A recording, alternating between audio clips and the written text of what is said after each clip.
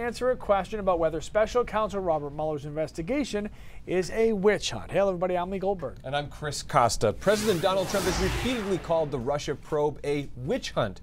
Asked by Democratic Tennessee Representative Steve Cohen on Friday if he also thought it was, Whitaker declined to answer, citing the ongoing investigation. We're going to have more on this story coming up on News Center Maine at 5:30. The Arizona healthcare facility where an intellectually disabled woman was allegedly raped by an employee is being shut down. Hacienda Healthcare in Phoenix announced that it will shut down the specialized care unit where the patient recently gave birth to a boy. When the board of directors could not agree on implementing a state-mandated third-party manager, a decision was made to close that unit. Multiple car makers are recalling 1.7 million vehicles to replace Takata airbag inflators. The recalls include various models of Subaru, Tesla, BMW, Volkswagen, Daimler vans, Mercedes, and Ferrari. Takata airbag inflators can potentially deploy hurling shrapnel into drivers and passengers, causing injury or death. This year alone, about 10 million inflators are expected to be recalled. And on our website and mobile app, you can check to see if your vehicle has been issued a week recall as well. Today's weather reminded me of the Super Bowl halftime performance where the beginning was kind of like, but then it got a little bit better as it went along. And by the end, the sun was out today. It was not a bad day, Casey. It was like two different, what was the part where Adam Levine took his shirt off? That was when it was, That was the, so that you didn't like that part. So many favorite, of the women of Maine have reversed that in their heads, and this afternoon was, I think, that part. But 50 in Portland for a high temperature, but yeah, two different days, right? We started off with fog and rain and even a little freezing drizzle in spots. Ended up quite warm over western and southern Maine by later in the day. Current temperature still pretty mild over the southwestern corner of the state. Still cooler in Millinocket and Caribou, and that just had to do with how long it took to clear there, and they started off colder to begin with, so it just wasn't able to get quite as warm there. A couple of snow showers moving through into the mountains and foothills. Could see a flurry here. I think most of us, though, end up dry through the night tonight. This is really interesting. The cold air is pushing every little spot over the Great Lakes that's not frozen and creating lake effect snow. And so with a radar picture, you can accurately tell what the wind direction is because of the fetch. So right there, coming across this way, this way, this way. Really cool thing to see, and it happens even though the lakes are not totally frozen yet, and sometimes they don't freeze all the way through. Hour by hour forecast, maybe a flurry here in the next few hours. After that, temperatures drop, and everything refreezes hard. So that's something to think about early tomorrow morning. I think we're going to have a lot of slippery surfaces. The roads probably just right in the middle. If they salt them, they should be fine. Saturday is cold and windy, and then Sunday is the better of the two weekend days. Guys, we got a storm for next week. Could be our first just all snowstorm. Lee is excited about it. We'll talk more about it in a few minutes. You know I am. Thank you, sir. Friends and family of Ashley Willette are desperate for answers as the 20-year mark since her death approaches. That'll be this Sunday. Willette was 15 years old when she was found dead on Pine Point Road in Scarborough. Police say the Saco teen was strangled to death, but no one has been convicted in the case. Her friends hope that with this milestone approaching, someone who knows something about what happened to her will step forward. I turned the TV on, and when they started talking about her tattoos, and they started, describing what she looked like, I literally broke down in tears because I was like, oh my God, that's her. And I knew for a fact her parents didn't know where she was. Why hasn't anybody said anything? I guess I just don't understand how anybody could live with that on their conscience. How do you sleep at night? You took someone's daughter. You took someone's friend. You took someone's sister. How do you live with that? We reached out to the Maine State Police for an update on the case, but got no response. All right, the 7th annual Maine Pond Hockey Classic is underway. It is happening on a snow pond in Cindy. Our very own Lindsay Mills is not here. Chris is, because she's there, and she wants to show you what the ice looks like as they get ready to drop the puck. So we're pretty much set to go. As far as the ice conditions, it might be a little bit tough today. By tomorrow morning, it actually should be like perfect because we've got that little bit of rain on top. It's like flooding it, and then it's just going to freeze up tonight, and then we should have nice, smooth, really smooth ice. I think this looks the best that they've had in all the years. Last year it was a little warmer, so it was actually pretty decent. It's not bad if it's a little warmer, but they said it looks the best that they've seen it. So we're pretty excited. Over the years, we've gotten more equipment, skid steer with a snow blower and everything on it. Having the equipment really makes a big difference. All right, so Lindsay and Todd Guttner is on our News Center Maine team, I believe. Janine, Jackie Mundry. All right, so we are stacked and loaded with talent. Skating talent, yeah. Probably a good chance we'll go undefeated. Yeah. Or we may score, like a goal, which would be nice. We've had teams before. They'll be fine. Clay that have Gordon's had out some there issues. too. So okay, yeah. I didn't know they had Clay. If now they have And he's our Clay, superstar goalie. He so is the superstar we're good. of everything. So all right, good. Back to some serious news now. Parents of children who drank contaminated water at daycare at the former Air Force Base in Portsmouth, New Hampshire, are now a big step closer to getting answers about their kids' health. News Center's Vivian Lee has been following the developments for several years now. Joins us with more. Hey, Viv, this is something we've been talking a lot about. Oh yeah, 2.5 years have been really following the story at the former Pease Air Force Base, and this is all happening because of a group of moms whose kids drank the water like we talked about. They fought for testing in a federal health study, and apparently that's now taking place. The chemicals were in firefighting foam that seeped into the groundwater and the drinking water supply. The chemicals are linked to a number of problems, including cancer and thyroid problems. Like now, last night, federal health officials announced that a first ever national health study will get underway in 6 different sites across the country. Now, the Pease community will have their own separate and smaller study, and we'll tell you all about it coming up at 6 o'clock. All right. Thank you very much.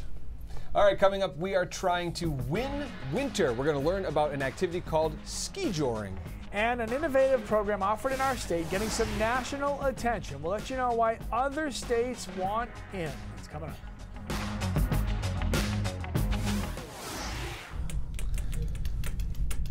What's up, FB? How we doing? Face Goldberg's playing the drums. Book. Yeah, Coco, you've got big shoes to fill today, says Leo. Actually, they're little. That is true. One of Coco's feet will fit into both of Lindsay's feet. All right, what do we got? Janet, what's going on in Lisbon Falls? Hi, Deborah. In Saco. Sean is. Sean Lozier. He's competing with you. Sean Lozier and I went to high school together. SeanSellsMaine.com. That's a writer. Guys, what are you doing for the weekend? Chime in on up, Facebook Rebecca? Live. I'm curious. And how do you guys win winter, right? So we talked about ski joring a little bit. What do you guys do during the winter? I know sometimes it can be really long. We're not always blessed with these 50-degree days to kind of break up the monotony. It is survival, especially if you have children. Because, I mean, winter, there's obviously stuff you can do. But if it gets, like, frigid, cold, Right. you can't even go do that. So the sledding and, like, a lot of the outdoor stuff that you could normally do with your kids is out. So regular winter, 20s, low 30s, that's sure, bundle up, let's go out there. But when it gets down to, like, 8, nobody's going anywhere. So Yeah. What do you guys do? try to survive. Yeah. No, really. You don't like he doesn't like outdoor too activities. many kids to try to survive. Yeah, I wonder what it would cost to take your kids to Sunday River Show. We do not go skiing. Nope. No, my 20-year-old though, he skis now mortgage all the payment. time Yeah. because he doesn't. He can do it by himself now. But yeah, Right. that's. Oh, okay. Shannon says she sleeps through the winter. Joy is in Freeport. What's going on, Larry? What are you doing in Kentucky? I don't know. I like to. I mean, Mars Hill. don't get me wrong. I like hanging out outside. It's tough when it gets super, super cold. Yeah. I don't mind I don't do it- regular winter days though. I like I used snowboarding. to ski. I'm not I just good don't at have it. time anymore. Yeah. I mean, I would love to go skiing. I Right. just Well, don't know where I'd fit that in. I'm not a. Are you? Did you hear? I off just air? lost it. Yeah, I same. had it, but now I lost it. Yeah, we I have don't have it either. we have lost off air. They don't. And I've lost microphone capabilities. Again. Hold on.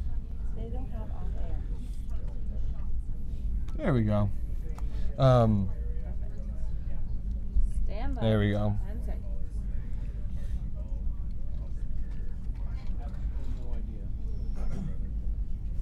Here we go.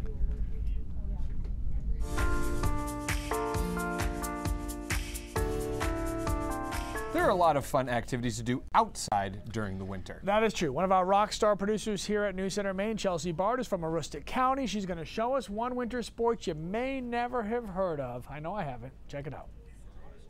Hey there there, guys. I'm New Center Maine's Chelsea Bard, and as a producer, I wear a lot of hats, but today I'm wearing a buff because we're outside, and I'm going to show you how this county girl wins winter in Maine.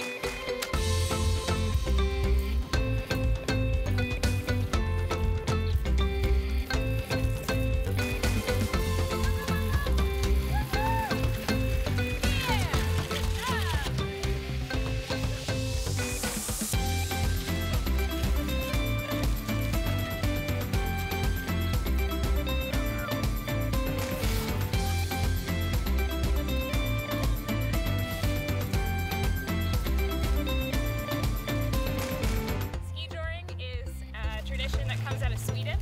They would use reindeer on their big wooden old-fashioned skis. Luckily nowadays we have skis that are a lot smaller, carbon, and a lot faster. So that this crazy girl can go as fast as she wants. Right, Mia? Huh?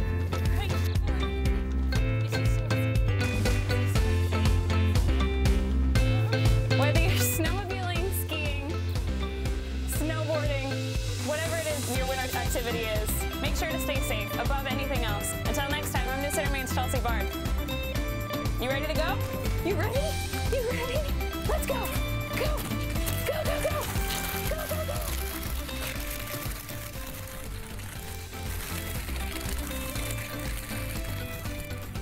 So we're asking a lot of you guys right now on our Facebook live stream, how do you guys win winter? What activities do you guys do inside or outside? And in case you were wondering, Mia the Husky, her first time ski joring. Chelsea says Mia was not really getting the concept, but a couple of weeks he'll be on the trails, Well, I bet you. I have a Husky of my own that I can lend to Chelsea if she wants to take the two of them out next time, and she can go twice as fast. So Regular dog team. that was awesome. Good stuff. All right. What's the latest you've ever returned a library book? I guarantee whatever your answer is, it will not be as late as the one that you're about to see later on in our show. And make sure you're not talking too loud during Keith's forecast. That's coming up.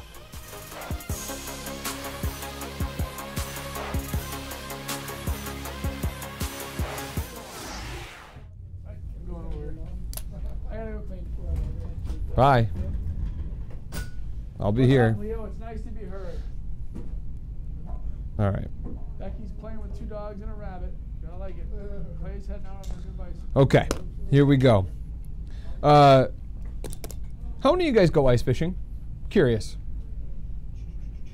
Throw a hands up emoji if you guys go ice fishing. I know there's a couple of big derbies this weekend. I believe Sebago is this weekend. Holland Strong out on Round Pond in Livermore. That fishing derby's this weekend. I know they had some concerns about ice in general, thin ice, and Shannon Moss did a story earlier this week about ice rescue training. So keep in mind if you're going out there, check your ice depth as you go out. I'm sure the wardens will be out there keeping an eye on things. So.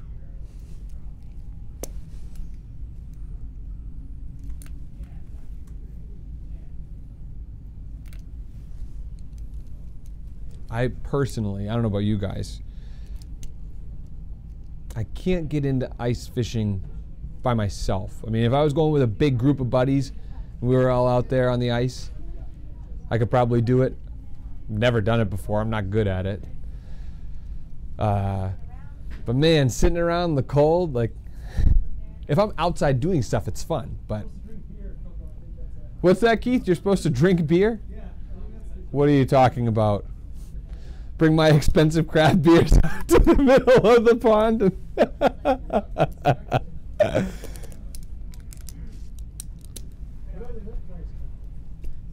But if I'm out moving, you know, if I'm ice skating or skiing or something like that, that's fun. I love ice skating. Also not good at it, but I enjoy it very much.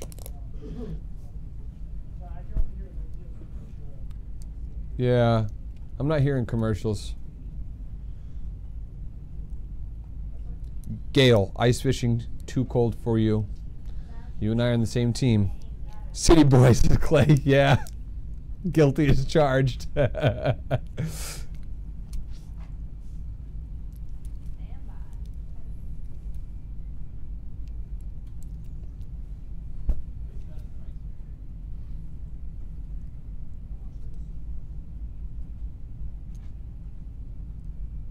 Familiar with Baxter School for the Deaf? Did you know that it's now just one of a handful of schooling options offered under a much bigger umbrella organization? Did you know it's the only one in our state like it, and it's getting national attention because of one of its innovative programs?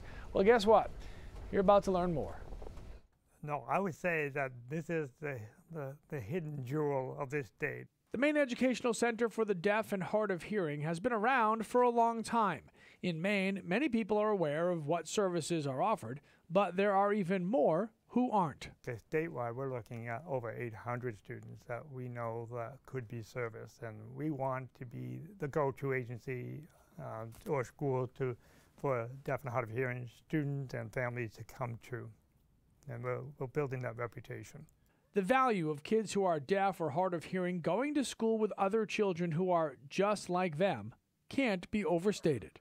I feel that they start to feel very normal. They have others who are like them so that they can identify, and it just becomes part of their everyday experiences. You know, those communication barriers they may face elsewhere, they don't have here. Mackworth Island has become the host site of the organization's preschool program. Kids can learn through American Sign Language, spoken language, or both.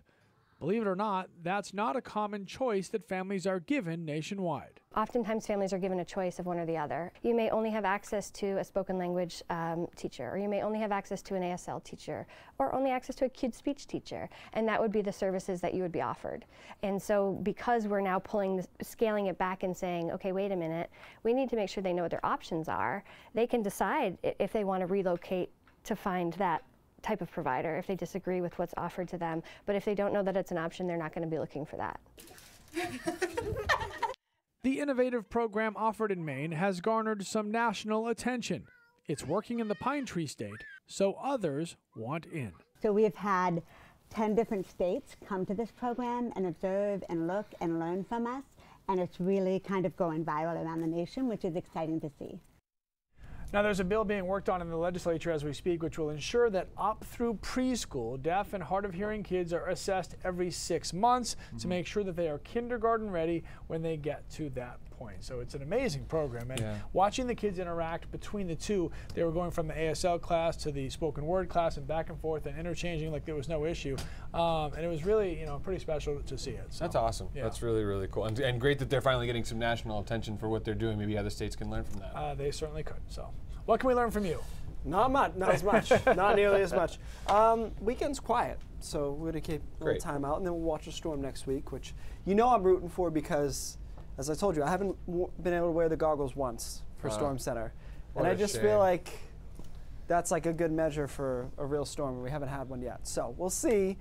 Until then, we got to 50 today in Portland, 40 in Bangor. We did it so fast too, right? We talked about how it was going to be 2 different days yesterday, and certainly it was. By 1 o'clock over western Maine and southern Maine, it was a much nicer day. We got into the sun, temperatures warmed up quickly. Now back to reality as temperatures start crashing on the backside of this. A couple of snow showers, more so flurries out there. Most of these will dry up into the mountains and won't get to the coastal plain or even inland locations. But if you see a flake out there, don't be shocked. There's just a little bit of moisture left over. As I mentioned, you can see that cold air coming down from Canada, and its trajectory is really clear right here, coming in west-northwest and kicking up that lake effect snow machine on the eastern fetch side of each of the lakes that's not frozen, and most of them are not yet. Current wind gusts pretty feisty, 40 miles an hour in Portland last check. 35 in Sanford. That's a fun wind to land in, by the way. Coco, you guys missed it by a few days. 40 to 45 is they'll do it. You just might not like it. Hour by hour forecast showing you winds stay strong overnight tonight through most of the day tomorrow, and they drop temperatures into the single digits by tomorrow morning. So it's cold. It stays only around 20 or so for a high, even along the coastline tomorrow afternoon. And then Sunday is the better of the 2 weekend days. It's still sunny. It's a little bit more reasonable. Winds settle, and we're in much better shape there. And then Monday is similar, but it's cold overnight, especially Monday night and Tuesday night as well. All right, so the next storm moves in Tuesday night, Wednesday. We're going to get hit with something. The question is it a messy mix as we've been seeing, or will it be all snow?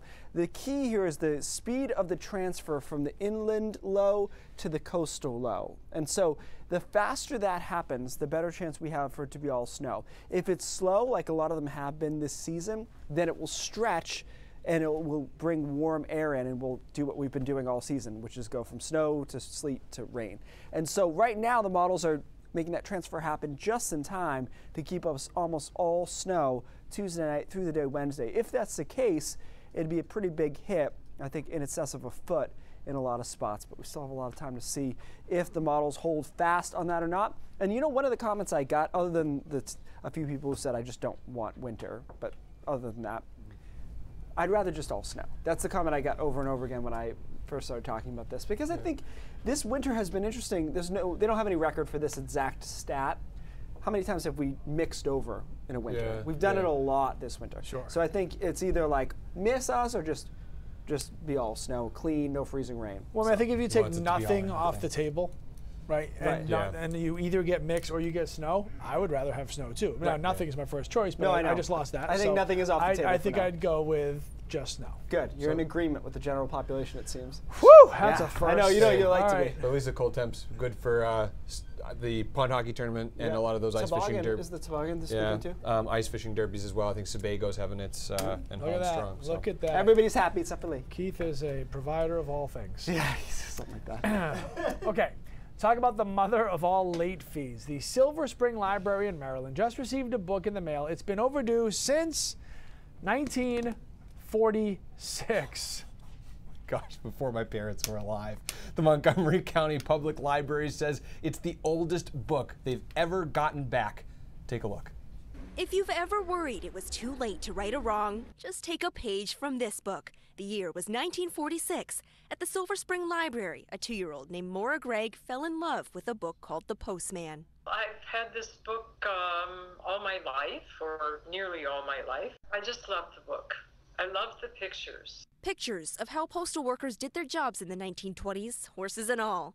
And so, when Maura's family moved to Canada, the book went with them. So I could have hung on to it forever. At my age, you know, you give things back. And over at the Rockville Library, imagine director Anita Vassallo's surprise when she opened the mail to find a long-lost book and a letter saying sorry. This is the oldest thing I've ever seen, and we don't always get an explanation of how it was lost to us from so long. We did the math on the fines Greg could be facing. For most books, Montgomery County fines 35 cents a day. So, at 73 years, you're looking at over $9,000. But luckily, the county caps their fines at $15 and doesn't charge a late fee for children's books. Were you worried at all about any possible fines? No. I would have talked my way out of it anyway. If you're looking through the shelves hoping to find the Postman book, well, sadly, you're out of luck. The library says the book is too fragile to be checked out, but they'll still show it to anybody who wants to see it. We want people to use our stuff. We want them out in people's hands. Proving, no matter how old something may be, it's never too late for a new beginning. All right. That's like my parents told me about this hat I used to have as a child. I used to wear that thing until it was shredded. And all it means is that it was well loved. See, she loved that book so much that she kept it for her since 1946. That's there awesome. you go. It's a lot of love. Cool. Hey, a lot more news coming up on News Center Maine at 5:30. Cindy Williams has a preview. Hi, Cindy. Hi, guys. Raising base teacher pay, paying for Medicaid expansion, tackling the opioid crisis. Those are just some of the priorities laid out in the governor's brand new 2-year budget proposal. It is the first budget to hit the $8 billion mark for the state of Maine. And no surprise, Republicans are saying, wait a minute, this is too much spending. Don Kerrigan has the story from Augusta. Also, it's day 5, the final day of our Ship Me Out adventure. And tonight, if you have ever been curious about visiting Iceland, we have some amazing video of the Golden Circle. Just incredible stuff. We're going to have that for you at 5:30. Back to you. All right, Cindy, thanks so much. A new look for Julian Edelman when we return.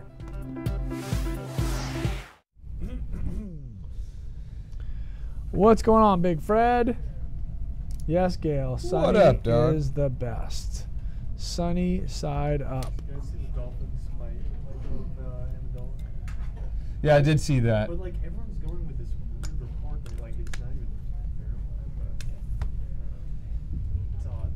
Okay. Sports picked it up. He's not going to come back to the Patriots. Yeah, but that's right. That's the thought that they're like. Well, yeah, but I'm not going to hold my breath.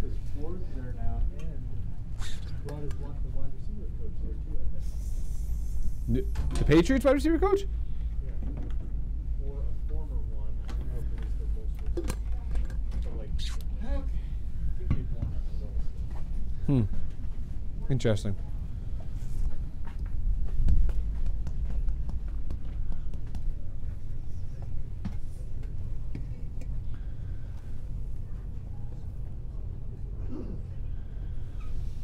What's up, Dennis? Hello from Sanford. Phoenix, Arizona. Nancy, you got room for Lee Goldberg? I bet he'd like to move in with you for this cold weekend we're expecting in Maine. Yeah, just a few. Better spread out. Make some room.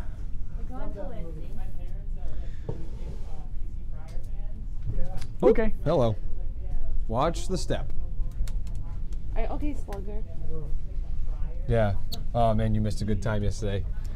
That's Slugger. He's zany. Zany. Oh wait. Yeah. Yes. Never mind. So. You need to come closer because you're not in the light. I'm gonna grab this. Go to the Slugger lights. fourth wall. We're gonna talk about Edelman, right? What are we doing? Come to the light. You've Lindsay got a first. while. Lindsay, then Edelman, then you. Third away. Am I going in the middle here? All right. Never been on this side before. This is all new.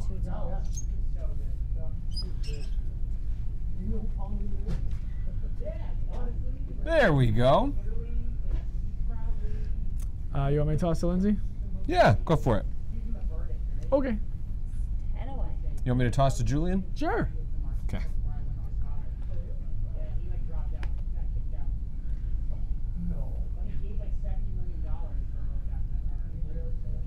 All right, we told you earlier that our Lindsay is in the town of Sydney for a pond hockey tournament. Well, guess what? You can see it for yourself. Hey, Lindsay, what's going on? Hey, Lee. Hey, Coco. Hey, Keith. Okay, guys, it is getting really cold out here right now, but it was beautiful earlier today. But that actually worked out to be a problem for the ice because it melted a thin layer on top. And now, if I had to describe it to you, it's like skating on top of slush. So the organizers made a game time decision and they postponed all the start times back 2 hours to allow the cold air to move back in and freeze that top layer over again. So we were supposed to be skating as we speak, but the New Center Maine game will begin now at 7:15. There are more than 80 teams here, 10 rinks, so that's a lot of ice to cover. And guys, there are teams from Scotland and Canada here as well, but I think we are in luck as Team America, all the Mainers, because just a few moments ago, some American bald eagles were flying overhead. Pretty cool stuff down here in Sydney, Maine. Live from Sydney, Lindsay Mills for News Center Now. I'll send it back to you guys. All right, that's awesome. But we need to lose the jerseys look like the Montreal Canadiens, and I can't do that. So that's a problem. All right. Hey, real quick look at Julian Edelman because Ellen DeGeneres made probably about half of New England Patriots female fans happier today when she said, hey, let's shave that beard and I'll donate $10,000 to the Boys and Girls Clubs of Boston. Edelman obviously took her up on the offer, and people are loving it. And Julian Edelman gave $10,000 as well, so $20,000 went to the shaving of the beard. What Definitely looks a lot better with that. What can we do with that beard. thing? How much can we get for that? I don't know. I don't think it's as offensive to people. That beard was pretty bad. It was no, like it was awful. There's food Whatever. in They there. won the Super Bowl. It's okay. Oh yeah, all good. He can do whatever he wants. Okay, this is pretty cool. This is from the NWS in Rapid City, and so there's this phenomenon. There's actually a couple of different names for it. It's a mirage, though. And it's when you can see the sun rise before the sun should rise, it's over the horizon. It's because of refraction in the atmosphere. So I may butcher this, but this is what it's called. Fata Morgana. It's Italian. Interesting backstory in this. It's named for a sorceress because they believed at that time when they would see these mirages that it was a sorcerer trying to get people to go out on a boat to these castles that didn't exist and lure them in and shipwreck them. So this is how it happens. Let's go to the next graphic if we can. Basically, the idea is it's temperature inversion. Warmer air normally gets colder as you get higher. In this case, it's warmer. And so what that does is bend the light around the horizon. Your brain, though, can't process that. So it places the object higher because it has this set speed, if you will, for light, and it doesn't know what to do with it. I've never seen that. I also don't know if I notice it if it's a couple minutes early, but I thought that was pretty cool. Well, when you look straight ahead and everything is flat, and then you see the sun, I think that just tells you all you need to know. Oh, there you go. Don't start. You should have made it 5:30 starts right now. Happy Friday. Bye, Facebook. Keith just proved the theory that we've all been waiting to hear. You're the worst. Have an awesome weekend.